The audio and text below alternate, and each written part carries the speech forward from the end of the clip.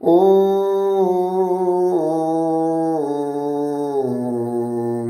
सच्चिदानंद।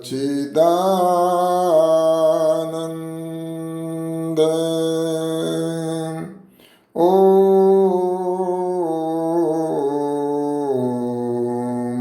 सच्चिदानंद।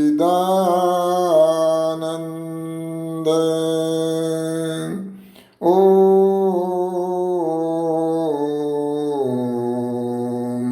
सच्चिदानंद।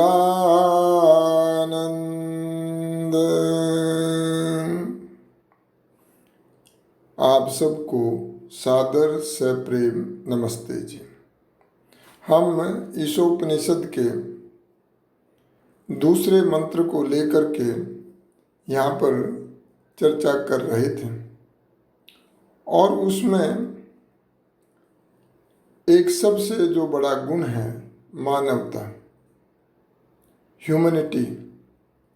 और ये ह्यूमैनिटी क्या होती है इसकी एक्सप्लेनेशन करने का प्रयत्न और पुरुषार्थ हो रहा था। और उसमें ये था कि जिस बात की हम चर्चा कर रहे थे वो था माइंड कंट्रोल, अर्थात मन पर नियंत्रण। और ये मन पर नियंत्रण कैसे होगा?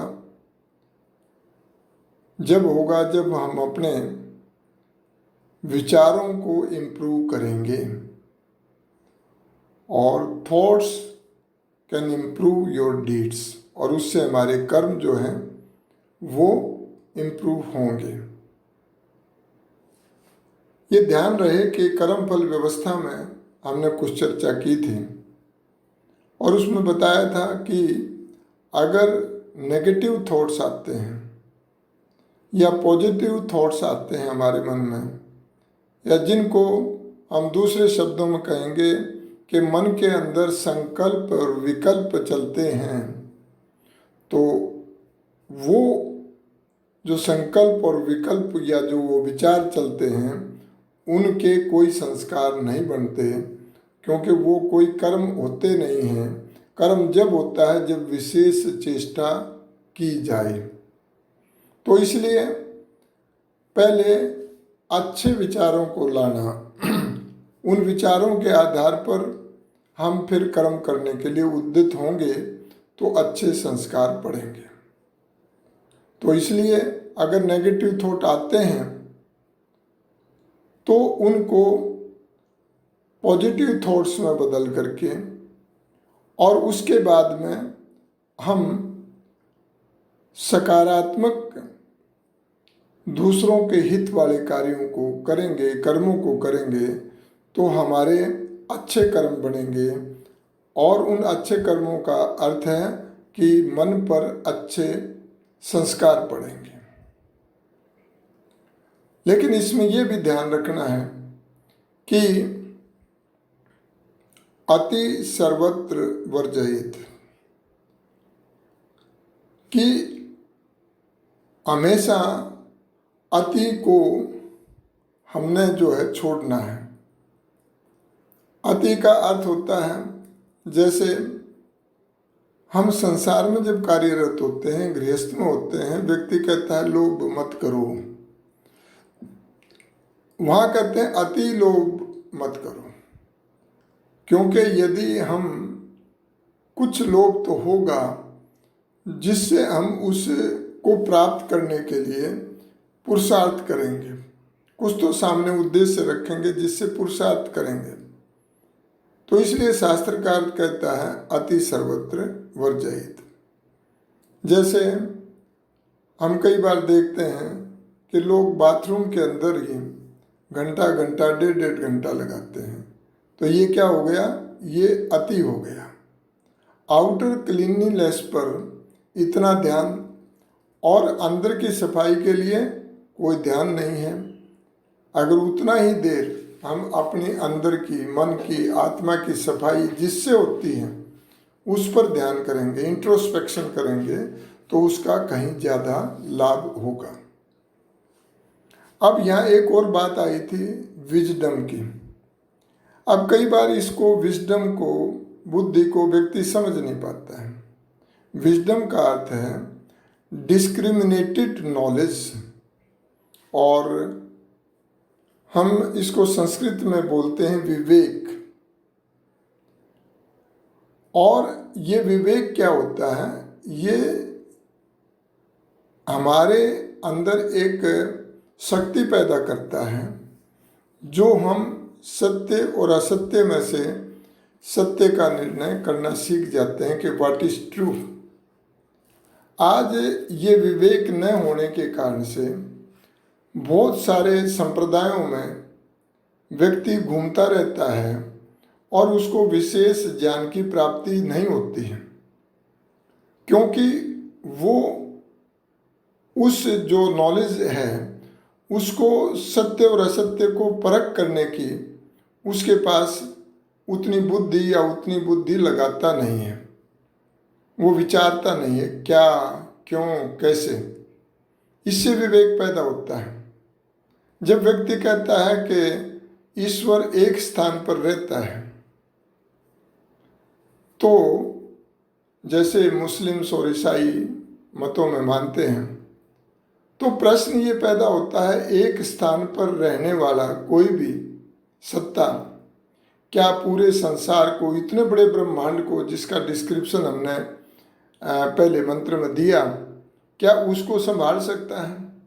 क्या उन एक्टिविटीज़ को देख सकता है? क्या वो प्रत्येक कर्म का साक्षी हो सकता है? कदापि नहीं। इसलिए ईश्वर जो है वो ओमनी प्रेजेंट होना पड़ेगा। ओमनी प्रेजेंट होता है तभी हम ईश्वर की शक्तियों के विषय में विचार कर सकते हैं। तो ये तीन जो मेजर गुण हैं ईश्वर के, omni potent, omni present, omniscient, अर्थात वो सबसे ज़्यादा बुद्धिमान है, वो सबसे ज़्यादा शक्तिशाली है, और वो सब जगह संपूर्ण कण कण में समाया हुआ है। ये कब पता लगेगा हमें? जब हम डिस्क्रिमिनेटेड नॉलेज हमारे पास होगा, जब हमारे अंदर विवेक शक्ति पैदा होगी, जब जैसे हंस को कहते हैं ना कि वह दूध और पानी को अलग अलग कर देता है, ये क्षमता मनुष्य में जब तक नहीं आएगी तब तक उसमें भटकाव रहेंगे।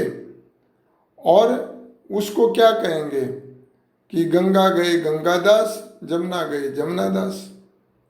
जैसा माहौल वैसे ही बन बैठे। नहीं भाई, ऐसे नहीं। सोचो, विचारो, और क्या, क्यों, कैसे, इस पर विचार करो, क्वेश्चनिंग करो। अब बहुत जगह तो इस बात को ही रोक दिया जाता है कि नो क्वेश्चंस, जो गुरुजी महाराज ने बोल दिया वही ठीक है, कोई क्वेश्चन नहीं होगा। तो इन बातों का भी हमें ध्यान रखना है। उसके बाद में हम कहते हैं ज्ञान, ट्रू नॉलेज। ट्रू नॉलेज का क्या अर्थ है? इसमें भी लोग बहुत सारी चीज़ों में भ्रमित हो जाते हैं। ट्रू नॉलेज मीन्स जो वस्तु जैसी है उसे वैसा ही देखना। अब लोग कहते हैं कि भावनाओं से, कि भावना रखो जैसी भावना तो वैसा ही फल मिलेगा। अब यदि किसी व्यक्ति को कहें कि अगर अच्छी बात है, ये मिट्टी है, इसमें आप चीनी की भावना रख करके ले लो, खा लो, तो क्या उस भावना से स्वाद चीनी का आएगा? व्यक्ति सोचता नहीं है। तो ध्यान रहे, ये पैरामीटर जो 10 हमने बताए, ये मानवता के पैरामीटर हैं। ये किसी एक समुदाय के नहीं कि ये हिंदू के हैं, मुस्लिम्स के हैं, ईसाई के हैं। हर मनुष्य के लिए ये पैरामीटर लागू होते हैं। और जो इन पैरामीटर को अपनाता है वह आर्य होता है, वह श्रेष्ठ व्यक्ति होता है। आर्य जो है वो कोई जातिवाचक शब्द नहीं है। आर्य जो है वो गुणवाचक शब्द है। जो इन गुणों को अपनाएगा वो आर्य कहलाएगा। तो आर्य समाज जो है वो ह्यूमैनिटी को ही धर्म मानता है। और धर्म का एक अर्थ होता है वस्तु के गुण यानी प्रॉपर्टीज। अब प्रॉपर्टीज हर एक के स्वाभाविक प्रॉपर्टी परम पिता परमात्मा ने जब ये सृष्टि बनाई तो उनमें कुछ जो भी पृथ्वी जल अग्नि वायु आकाश हैं, जो 5 तत्वों से ये संपूर्ण ब्रह्मांड बना है, उनकी बेसिक कुछ प्रॉपर्टीज हैं। जैसे जलस्य धर्म है, जल का धर्म क्या है? शीतलता देना। शीतलता उसका धर्म है, तो शीतलता उसका धर्म है तो आप और नीचे की तरफ समुद्र की तरफ बहना, ये भी उसका धर्म है, ये स्वाभाविक धर्म है, इसको आप रोक नहीं सकते। पानी को कितना ही गर्म करो उसके बाद में ठंडा हो ही जाएगा।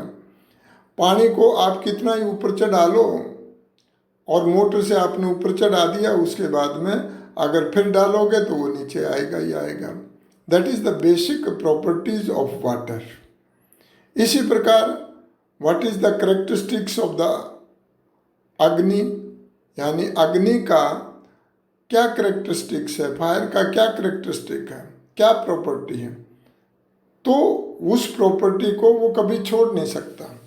अब कोई कहे कि संत महात्मा को फायर जो है, अग्नि जो है वो जलाएगी नहीं, अग्नि का काम है जलाना, उसमें जो बैठेगा वो जलेगा।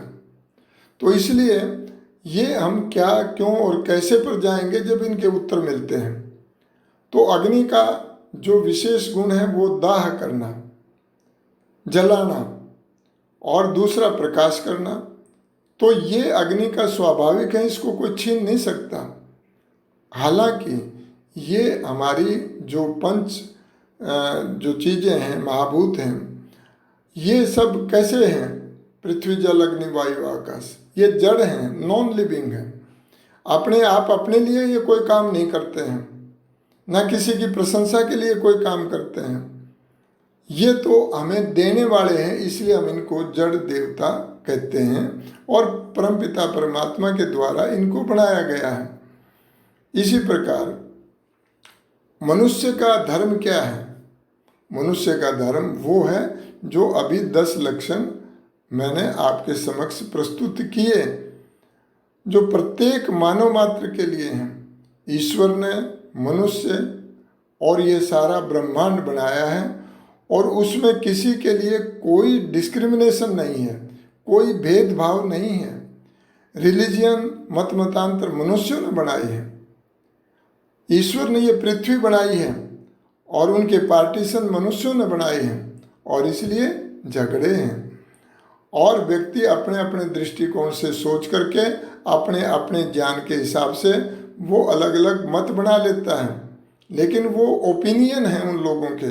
धर्म तो सबका एक ही होगा, धर्म में कोई भेदभाव नहीं हो सकता। दे आर ओनली रिलीजियन, और रिलीजियन धर्म नहीं हो सकता। रिलीजन उस जिस व्यक्ति ने वो स्थापना की है वो उसका संस्थापक है उस रिलीजन का।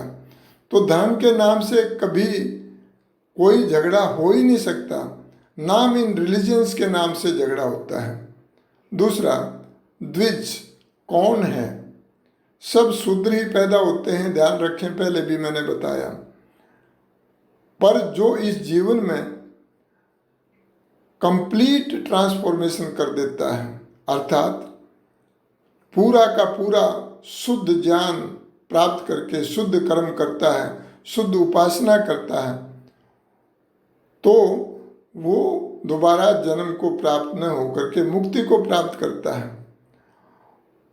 और जब बच्चा पैदा होता है वो उस समय शूद्र ही पैदा होता है, लेकिन उसके बाद में माता पिता और आचार्यों के द्वारा जो गुण दिए जाते हैं उसके अनुसार वो ब्राह्मण, क्षत्रिय और वैश्य बनता है। इन शब्दों के साथ में इसी चर्चा को फिर आगे लेकर के चलेंगे। आपका बहुत बहुत धन्यवाद।